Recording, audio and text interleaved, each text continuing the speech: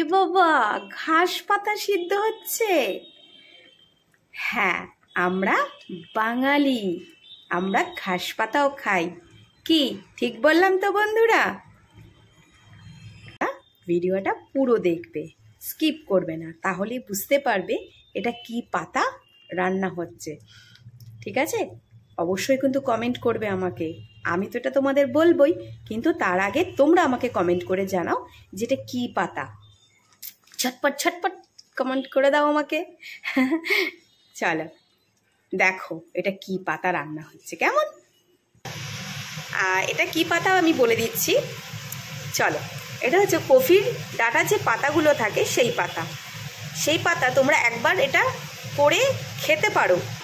মিক্সিতে পেস্ট করে ওর মধ্যে নুন হলুদ পরিমাণ মতো দিয়ে, তারপর দেখো কড়াইয়ের তেল পুরো গরম হয়ে গেছে, কালো জিরে দিয়েছি, দিয়ে এটাকে পুরো টালবো। এবার দেখো, গরম গরম ভাতে যদি পাতা বাটা থাকে তাহলে কি আর কিছু লাগে বন্ধুরা?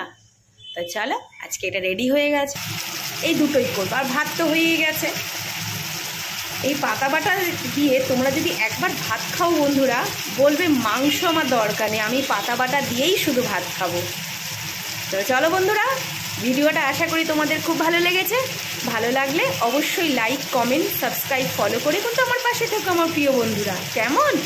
চলো আজকের মতো এখানেই ভিডিওটা স্টপ করছি। ততক্ষণের জন্য তোমরা ভালো থাকো, সুস্থ থাকো। আবার নেক্সট ভিডিও নিয়ে আমি চলে আসবো তোমাদের সামনে। কেমন? Tata, by.